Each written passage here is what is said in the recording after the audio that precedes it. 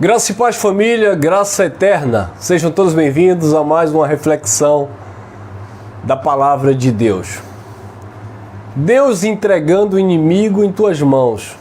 O que fazer? Este é o tema. Deus entregou teus inimigos em tuas mãos. E agora, o que fazer com eles?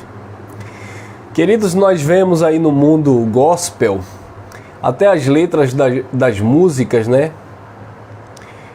Pregando o ódio, pregando soberba, incentivando a separação, a divisão.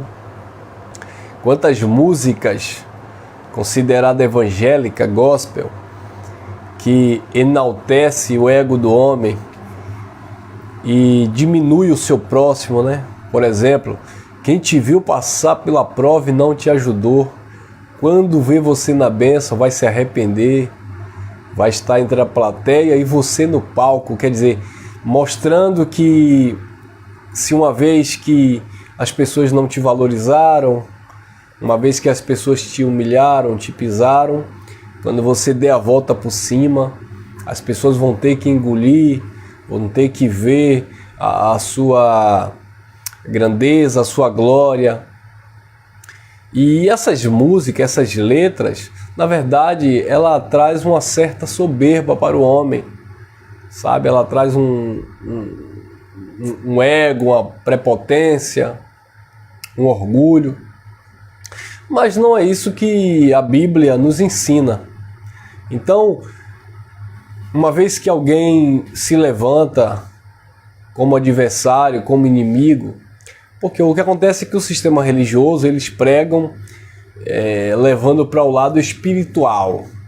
Não, o inimigo se levantou contra a minha vida, o inimigo fez de tudo para me abater, e eles só enxergam isso como um inimigo, como seres espirituais que estão atuando aí, né?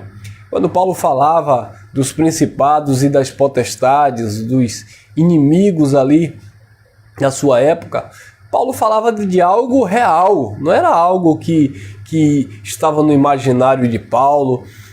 Paulo não estava ali espiritualizando as coisas. Paulo não estava, em momento algum, abençoados. Você não vai ver, e eu estou falando de Paulo aqui, mas qualquer outro apóstolo, em momento algum você vai ver Pedro, Tiago e João lutando contra Satanás, contra um pseudo ser espiritual, contra um demônio.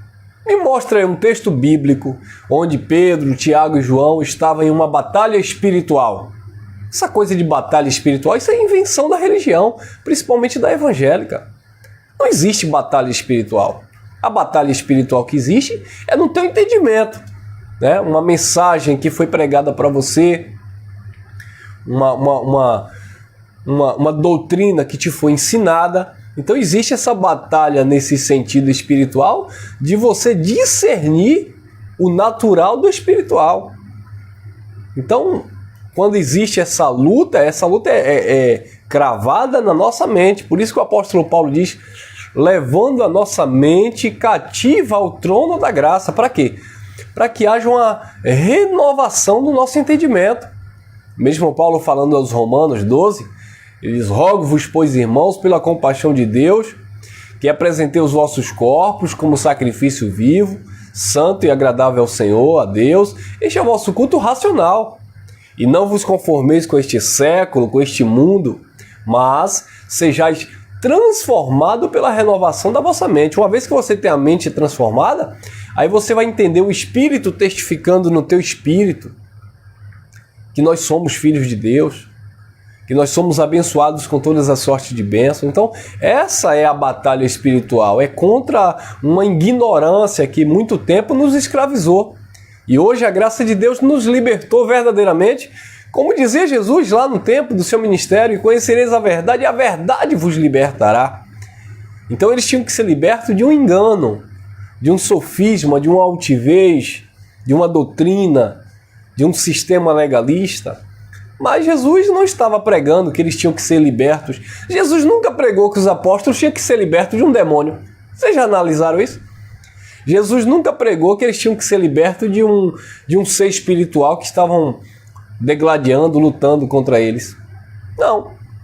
Ah, mas tem uma passagem de Pedro que Jesus disse: olha, Satanás estava cirandando a sua vida, estava tentando te dominar, mas Satanás ali era os adversários que estavam ali já rodando Pedro para pegar, para prender, para matar, mas Cristo estava ali intercedendo ainda, não era o tempo certo, não era o momento. Pedro tinha que cumprir o seu ministério, assim como Jesus cumpriu dele. Lembra quando os judeus cercavam Jesus para atacar pedra, para matar? Eram os inimigos de Jesus. Aí Jesus saía, né? E eles não pegavam, não era o tempo ainda. Quando os inimigos foram de fato lá no jardim, pegaram Jesus, Pedro arrancou a espada e Jesus disse: olha, guarde a sua espada. Ou seja, Jesus disse ali naquela hora que se ele clamasse ao Pai, o Pai mandava legião de anjos e livrava ele daquele momento. Mas ali chegou o propósito, chegou o momento. Jesus veio justamente para aquilo. Então quem eram os inimigos dos apóstolos? Quem eram os adversários? Lembre Atos dos Apóstolos, capítulo 5, versículo 29, quando Pedro e os demais apóstolos estão ensinando, e o sumo sacerdote chega e começa a repreender, dizendo: nós já advertimos para não pregar, para não ensinar em nome desse homem, para não ensinar em nome de Jesus. E Pedro diz: importa obedecer a Deus do que aos homens. Então eles eram os verdadeiros inimigos. Lembra quando Paulo ele vai ter com os Tessalonicenses, ele diz: eu quis ir ter convosco, mas Satanás me impediu. Quando você vê o contexto, Paulo está falando dos judeus que mataram os profetas, mataram Jesus e estavam perseguindo a Paulo para que a mensagem não fosse pregada aos gentios. Então quem eram os inimigos? Os homens. Eram eles que se levantavam contra a mensagem, contra a pregação, contra o evangelho. Esses eram os verdadeiros inimigos do povo de Deus. E nada de inimigos espirituais, seres invisíveis, nada disso. Então Paulo sempre falava isso, que o bom combate dele, apesar dele falar a carta aos Efésios, a nossa luta não é contra a carne nem contra o sangue, mas sim contra os principados e potestades. A religião atribui principados e potestades a seres espirituais atuando nas regiões celestes. Quando na verdade Paulo estava falando dos poderes, dos príncipes, dos governos, dos homens. Não era uma luta carnal, não era uma luta humana, braçal, mas era uma luta no sentido de um bom combate da fé. Por isso que Paulo diz: combati o bom combate, acabei a carreira e guardei a fé. Por quê? Porque não era uma luta braçal, era uma luta de ideias, era uma luta de doutrina, no campo filosófico, por assim dizer. Paulo pregando o evangelho do reino de Deus, e os homens, os principados e as potestades, os dominadores da época, tentando massacrar os apóstolos, prender os apóstolos, matar os apóstolos, como aconteceu em várias situações. Então esses eram os verdadeiros inimigos.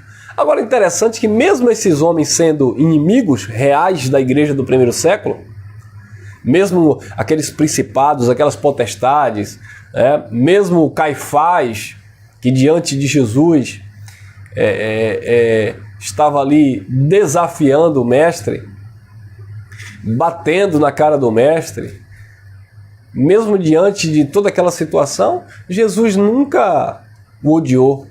E Jesus não pregava o ódio para os apóstolos terem ódio, raiva.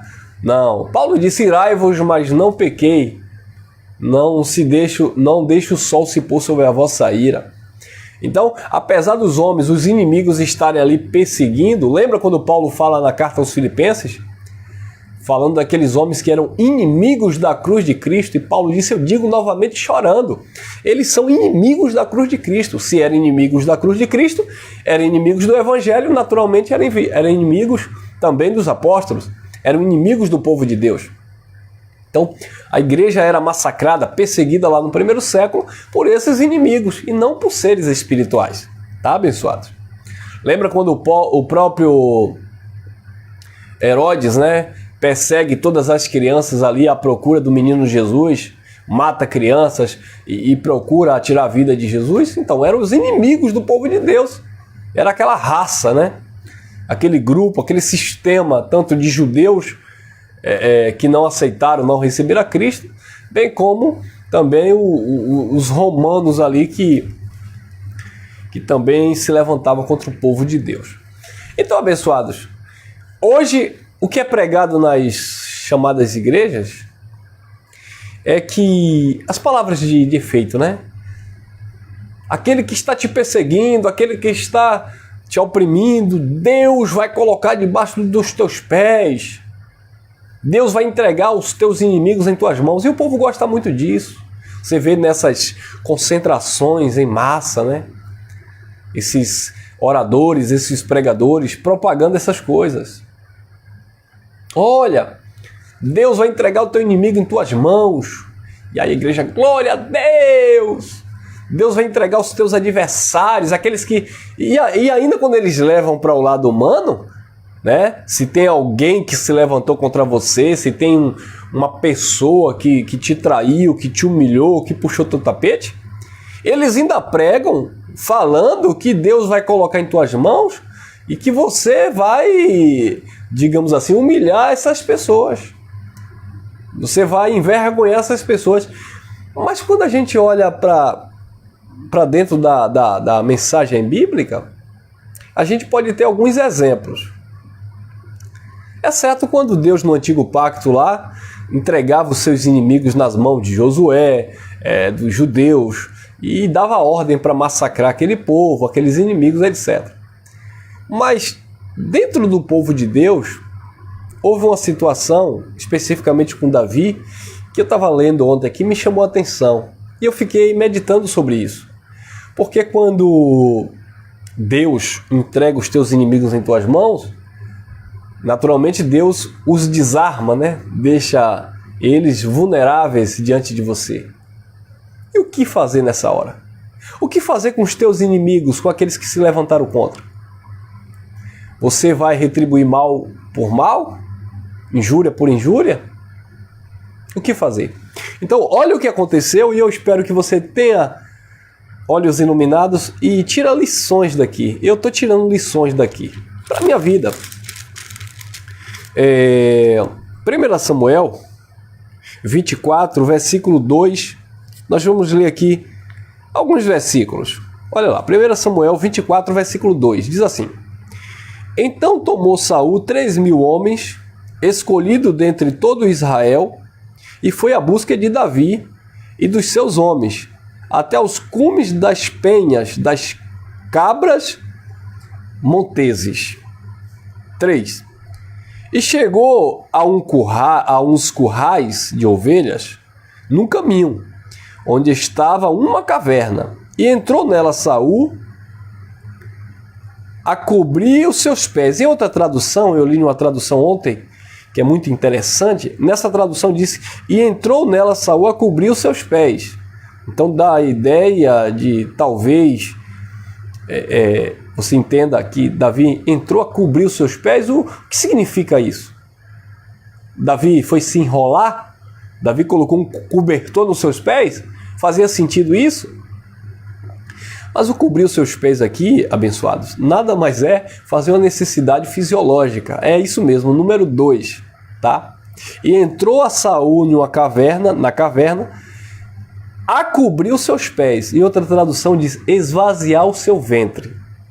Então Saul estava perseguindo a Davi com 3.000 homens.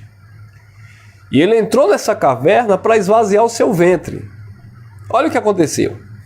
E Davi e os seus homens estavam ao lado da caverna.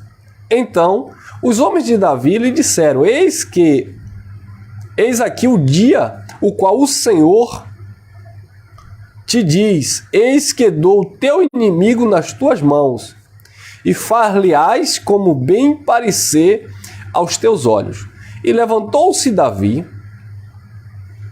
e mansamente cortou a orla do manto de Saul. Sucedeu, porém, que depois o coração de Davi doeu por ter cortado a orla do manto de Saul. E disse aos seus homens: O Senhor me guarde de que eu o faça tal coisa ao meu senhor, ao ungido do Senhor, estendendo eu a minha mão contra ele, pois é ungido do Senhor. Então, abençoados, só para resumir aqui, Saul estava à busca de Davi para matar, com 3.000 homens. E aí, olha o que aconteceu. ele teve uma necessidade fisiológica, ele foi fazer o número 2 e ele baixou as suas vestes, né? Por isso que o texto diz que ele cobriu os seus pés, né? Ele cobriu os seus pés com o seu manto, com as suas vestes. Na outra tradução diz, ele foi esvaziar o seu ventre. E neste exato momento, um momento de vulnerabilidade, um momento onde a pessoa estava lá, de fato, totalmente... ainda que ele tivesse com arma próxima, mas ele não tinha condição alguma naquele momento de se utilizar de uma arma. Desprevenido, e Deus entregou o inimigo de Davi nas mãos de Davi. E os homens disseram, o inimigo está em tuas mãos, o Senhor entregou em tuas mãos, faça dele o que você quiser. Então muitas vezes os nossos inimigos, Deus coloca diante de ti, diante de mim, diante de você, e Deus, ele vai apenas olhar, analisar o que é que você vai fazer. Ah, Deus, mas é meu inimigo, então meu inimigo tem que ser massacrado? É claro que a gente não está falando aqui no sentido literal, porque você não vai pegar alguém, né? Você cristão, você que tem a mente de Cristo, você que é filho de Deus, você não é maldoso para se vingar de alguém a ponto de tirar a vida da pessoa. Mas observe que no tempo de Davi isso era normal. Então Deus entregou Saul nas mãos de Davi. Mas qual foi a atitude de Davi? Diante da vulnerabilidade do seu senhor, que ainda era rei sobre Israel. Davi foi lá, cortou a orla do seu manto, quer dizer, mostrando que ele tinha ali toda a condição de tirar da cabo da vida de Saul. Mas o coração de Davi doeu. O coração ali, a consciência. A consciência de Davi doeu. Porque Davi tinha um coração segundo o coração de Deus. Davi tinha um coração puro. E tudo é puro para os puros. Davi tinha um coração bondoso, generoso, amoroso. Então, observe que Davi preferia ser perseguido ao invés de tirar a vida do seu próprio inimigo, ainda que Deus tivesse dado ali aquela oportunidade. Então, muitas vezes, abençoado, principalmente nós que hoje conhecemos o Evangelho da Graça, mas isso se estende para qualquer pessoa, para qualquer um que se diz cristão, principalmente para aquelas pessoas na religião. Não estou generalizando, mas existem muitas pessoas vingativas, existem muitas pessoas, sabe, amarguradas de espírito, pessoas que guardam maldade, crentes de 20, 30 anos nas chamadas igrejas, que tem raiva do pai, tem raiva da mãe, está de mal com seu irmão. Então, meus amados, a nossa vida é tão curta, é tempo de liberar perdão, mesmo para aqueles que se levantam contra você e se colocam como inimigo. Lembrando da palavra do profeta, não andarão dois juntos se não houver acordo. Você não vai andar de mão dada. Você não vai andar com essa pessoa. Você não vai manter um vínculo afetivo, de amizade com essa pessoa. Mas você precisa perdoar o seu inimigo. E muitas vezes o inimigo, como eu falei, está dentro da própria casa. Filhos que não falam com os pais, pai que não fala com os seus filhos.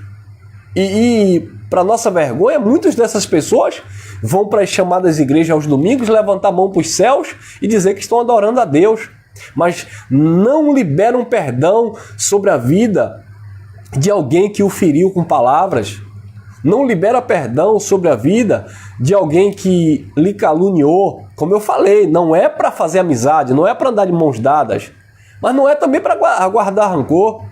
O apóstolo Paulo, falando na carta aos Hebreus, capítulo 12, lá no versículo 15, versículo 14 e 15, Paulo diz que segui a paz com todos e a santificação, sem a qual ninguém verá o Senhor. Aí Paulo diz, olha, não deixes, não retendes, não abra mão da graça de Deus, não se prive da graça de Deus, para que nenhuma raiz de amargura venha tomar o seu coração, e por essa raiz de amargura, muitas pessoas vão ser contaminadas. Então, abençoados, precisamos liberar perdão sobre a vida daqueles que nos ofendeu, ou até mesmo que está te ofendendo. Deixa lá, está na mão de Deus.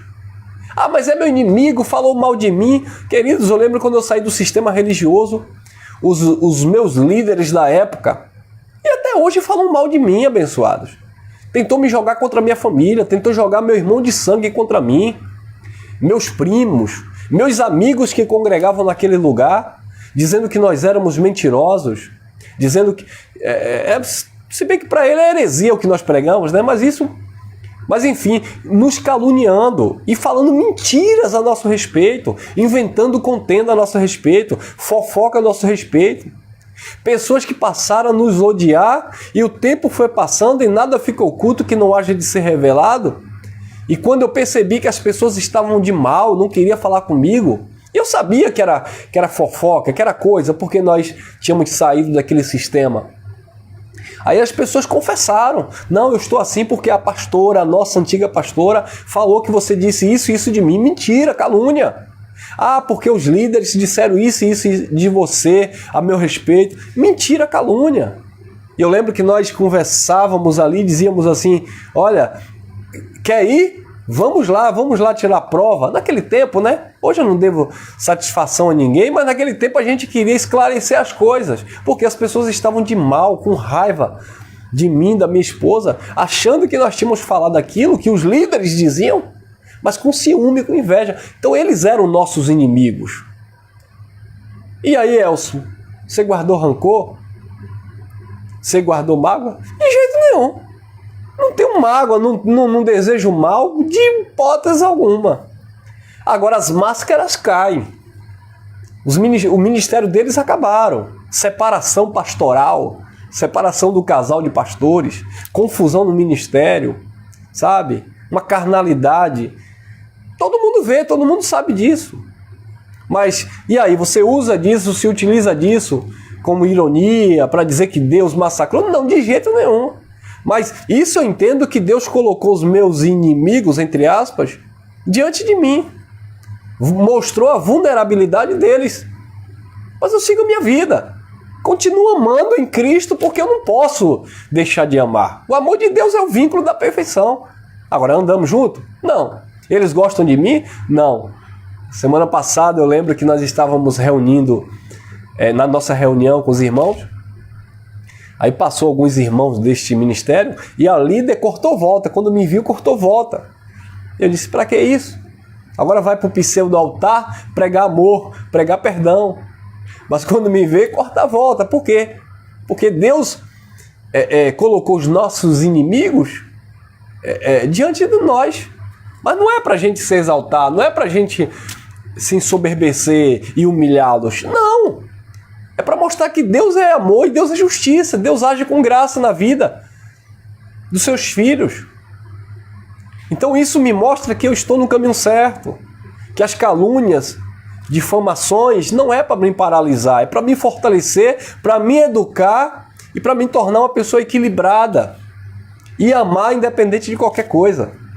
Então eu lembro, muito tempo atrás, eu tinha um professor de artes marciais. E eu me profissionalizei, fiz outras artes marciais e abri uma escola na minha cidade de luta. E esse professor começou a me caluniar, me chamar para desafio, etc, etc.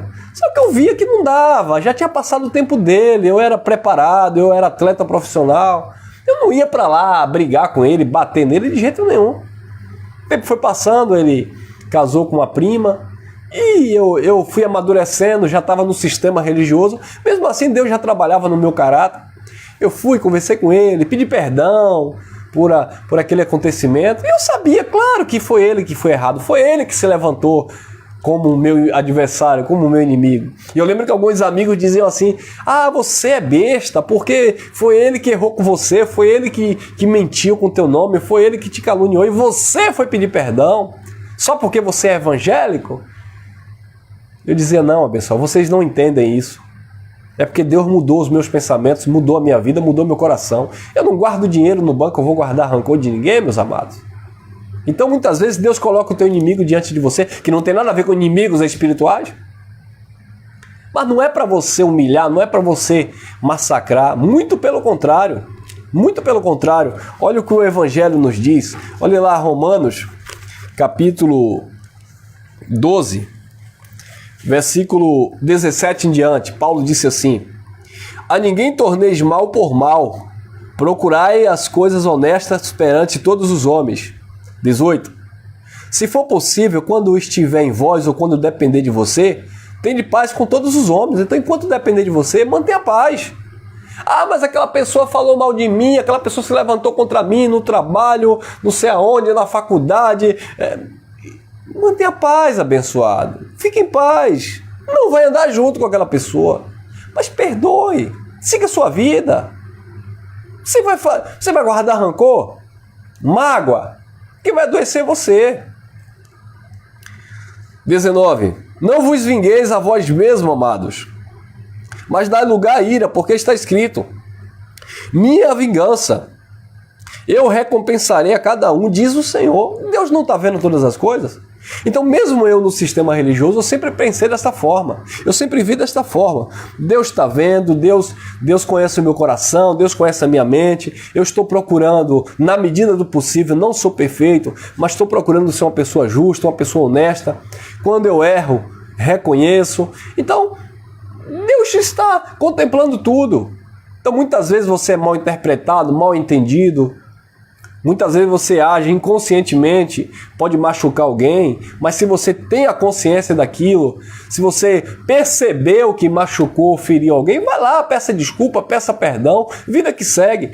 Mas os religiosos, não estou generalizando, eles dizem assim: ah, mas eu pedi perdão para Deus. Não é para Deus, é para a pessoa que você feriu. É para aquele que você se tornou inimigo, adversário, ou ele se tornou adversário, seu inimigo. Siga a paz com todos. E está falando de homens. Amém, abençoados? Quem está entendendo? Versículo 20. Portanto, se o teu inimigo tiver fome, dá-lhe de comer. Se o teu inimigo tiver sede, dá-lhe de beber. Porque fazendo isto, amontoarás brasas de fogo, brasas vivas sobre a tua cabeça. Não te deixes vencer do mal, mas vença o mal com o bem. Foi isso que Jesus ensinou. Quando baterem na tua face, ofereça outra. Então os teus inimigos, os teus adversários, os teus opositores, Satanás e diabo que se levanta contra você, homens maus e perversos, não é para você ter ódio, guardar rancor. Davi teve a oportunidade de tirar a vida de Saul. Mas o coração de Davi, a mente de Davi, a consciência de Davi pesou. Então, abençoados, eu vejo muito... É claro que a gente não pode julgar, porque cada situação é uma situação. Cada momento é um momento.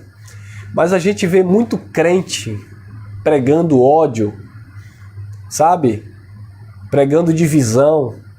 Quando a gente fala do Evangelho da Graça, as pessoas interpretam mal, achando que a gente não gosta dos irmãos, que a gente odeia os pastores do sistema, que a gente quer tirar a vida de quem não está recebendo a palavra da graça. Não é isso, é pelo contrário. É porque, eu vou falar por mim, é porque eu amo os meus irmãos e eu não quero ver os meus irmãos sofrendo no engano. É porque eu amo a igreja de Cristo, o povo de Deus, e eu quero pregar a verdade para eles. Eu não quero ver um irmão meu sofrendo no sistema, vendendo tudo para dar na igreja, achando que está dando para Deus. Eu não quero ver um irmão sofrendo no sistema, indo para o monte buscar o Espírito Santo, quando o Espírito Santo habita nele. Eu não quero ver um irmão meu em Cristo sofrendo no sistema religioso, sacrificando no pseudo altar, porque eles não reconhecem o verdadeiro sacrifício de Cristo. Eu não quero ver um pastor, um falso pastor, um mercenário, roubando o povo de Deus, destruindo o povo de Deus. Esses homens gananciosos, sabe, extorquindo o povo de Deus em nome de Deus. E é por isso que nós estamos vendo aí os maus exemplos, os testemunhos que dá nojo de homens que se dizem de Deus, causando escândalo, trazendo tristeza. Muitas pessoas não querem conta com o Evangelho, não querem conta com Deus, é por causa dos pseudos líderes religiosos e de muitos que defendem esses homens. Então, nada podemos contra a verdade, senão em favor da verdade, mas não é raiva dessas pessoas. Eu não tenho ódio do bispo da pomba. Eu não tenho raiva de jeito nenhum. Eu amo em Cristo como amo outro irmão qualquer em Cristo. Não tenho raiva daquele pregador lá do chapéu que fica pregando heresia. Eu não tenho ódio, não tenho raiva de nenhum pastor que fica pedindo dízimo dos irmãos, até porque existe muitos que estão pregando campanha, propósito, etc., porque aprenderam errado. Mas muitos têm consciência dos seus erros, muitos sabem que aquilo não tem nada a ver com o evangelho e continuam falando. Então, se eles continuam falando engano, por que é que nós não vamos continuar falando as verdades? Doa quem doer, custe o que custar. A carapuça vai servir para alguém. Então, abençoados, é disso que nós estamos falando. Nossa luta não é contra a pessoa, contra o irmão. Não, são filhos de Deus que estão presos a um sistema como eu e você estávamos também outrora. Então, quando Deus coloca os seus inimigos diante de você, não é para você massacrar. Quando Deus coloca alguém, quantas pessoas podem, talvez tenha acontecido contigo, pessoas que vieram até você, que era do sistema religioso, eu xingava você, eu falava mal de você, eu chamava você de herege, perturbado, hoje eu entendo essa palavra da graça, glória a Deus, hoje eu estou livre. E aí? Entendeu, abençoados? Então, fica aqui essa reflexão. Os nossos inimigos não são inimigos espirituais. São homens que se levantam. E muitas vezes, quando não dá para restaurar uma amizade, é melhor cada um seguir seu caminho.